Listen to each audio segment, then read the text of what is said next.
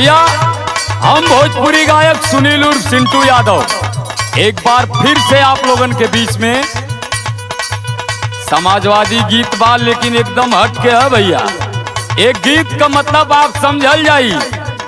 समाजवादी समर्थक हूँ, लेकिन इस गीत में सपोर्ट कर रहा हूँ बीजेपी का, आप समझिएगा, क्योंकि हमारे देश की जनता हर जगह चिल्ला रही है बीजेपी ने क्या किया, बीजेपी ने क्या किया।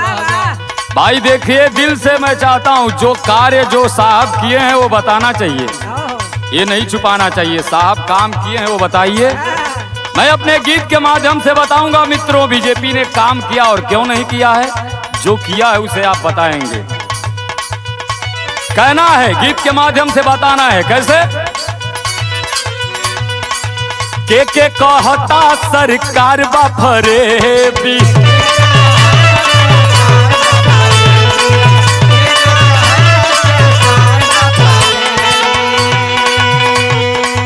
एको ना काम हवे कहिले बीजेपी,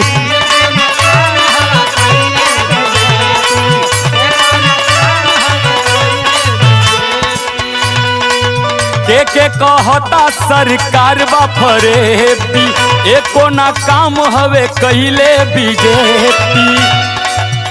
सारा रुपया पैसा बा तोहरे ह, सारा रुपया पैसा बा तोहरे ह, साहे साढ़े भैंसावा तोहरे ह, साहे साढ़े भैंसावा।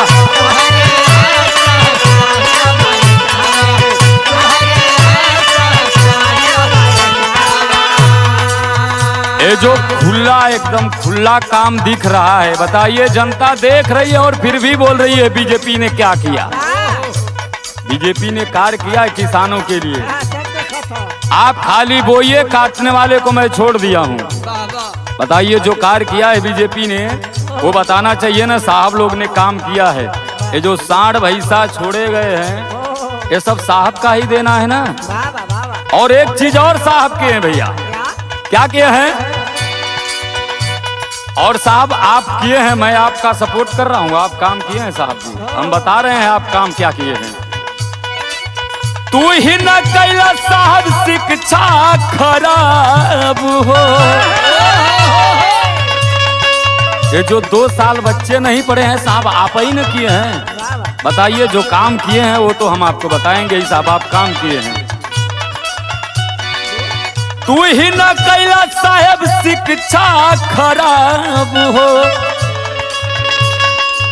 तू ही न कैला साहब शिक्षा खराब हो, बंद रही राशन चालू रही शराब हो।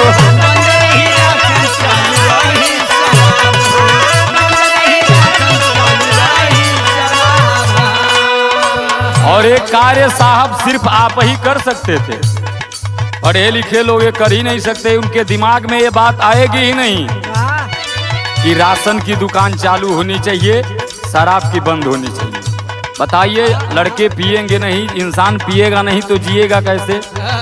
आपने बहुत अच्छा कार्य किया है साहब, हम आपके समर्थन में खड़े हैं।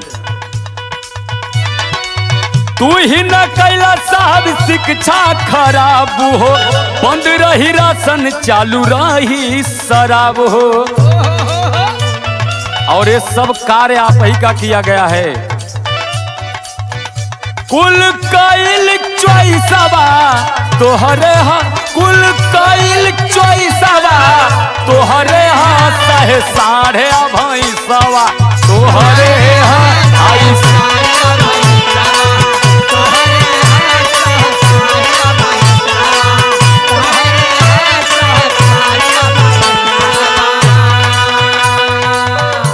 एक काम जो आपका अहम है, जो अहम भूमिका निभा रहा है, एक काम आप किए हैं, गरीब जान रहे हैं लेकिन बता नहीं रहे हैं बेचारे। हम बता रहे हैं साहब गीत के माध्यम से एक काम किए हैं। और आप क्या किए हैं? तू ही न साहब बढ़ावाला महंगाई, ये कार्य आप ही ने किए हैं साहब। कोई कर सकता था? बिल्कुल नहीं कर सकता था साहब, आप ही किए हैं। तू ही न साहब बढ़ौला महंगाई, 5 का 50 में बा मिलत दवाई।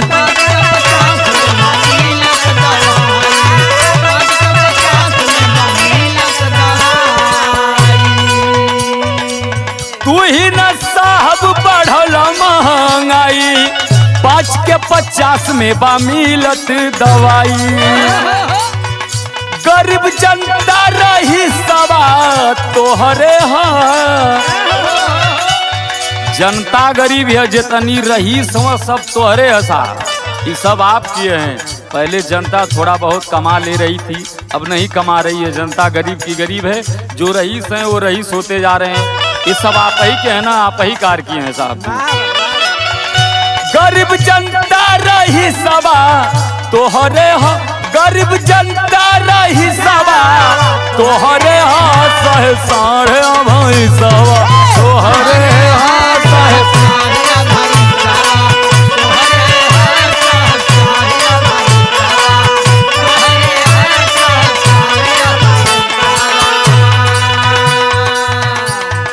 एक कार्य और किए हैं साहब आप। इस गीत के माध्यम से आप सुन लीजिएगा, आपका पूरा काम हम गिनाएंगे आप कितना कार्य किए हैं।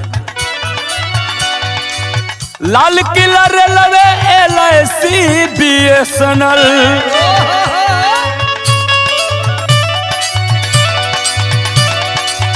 Lal Qila railway LIC BSNL, तोहर न बेचल है काम पर्सनल।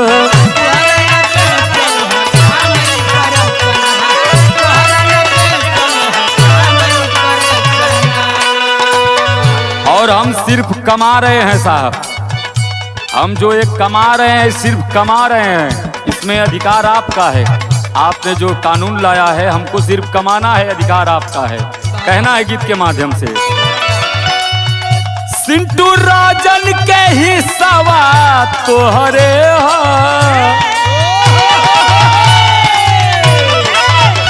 सिंटू राजन के हिस्सावा तोहरे हो, सिंटू राजन के हिस्सावा तोहरे हो, साहेब साढ़े भाई सवा